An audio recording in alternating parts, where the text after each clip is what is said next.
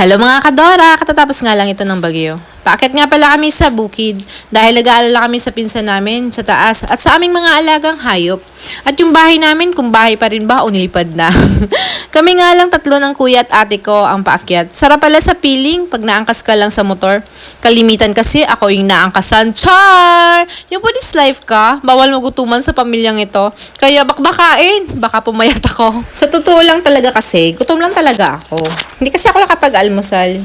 Yung ate ko kasi, pagising pa lang, inaapura na ako. Alis na raw kami, baka maabutan pa kami ng malakas na ulan. Ang dami nga palang nagbagsakan ng mga sanga ng puno na aming nadadaanan. Sobrang lakas talaga ng hangin at ulan, kaya yan ang dulot. Sobrang putik nga pala ng daan. Hindi nga napansin ni ate, malambot pala ang naapakan niya. Yan tuloy, bumaon siya. Grabe yung tawa ng kuya ko dyan, nangaasar pa. Ah, sasakay mo pa ako dyan? May God ka?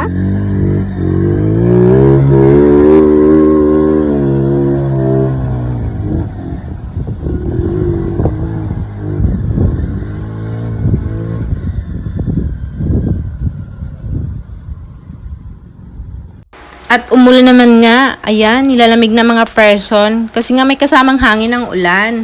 Pero nagawa-gawa ko pang magpa-cute-cute dyan, kala mo naman cute. Nilakad na lang nga namin ni ate, paakyat. Ayaw na namin sumakay sa motor dahil sobrang gewang-gewang yung motor sa sobrang dulas ng kalsada. Kaya mas minabuti na lang naming lumakad ni ate para iwas disgrasya na din. Sa wakas, after 10 years, narating na rin namin ang bahay namin. Grabing inabot ng bahay namin, nagliparan ang bubong at napunit din ang summer net namin. Malakas pa din ang hangin sa bukid. Nagsasayawan pa din ang mga halaman. Madami ang nagliparan ng mga dahon.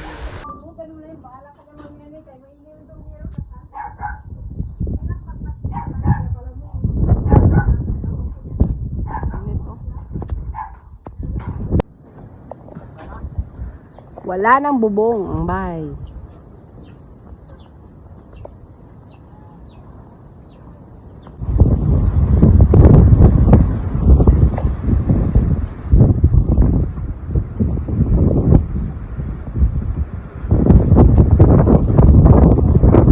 At nagtanghalian na nga ang mga person. Sinigang na isda nga ang ulam namin dyan na may kangkong. Masarap nga kumain sa bukid. Ewan ba bakit nakakagana kumain kapag nasa bukid?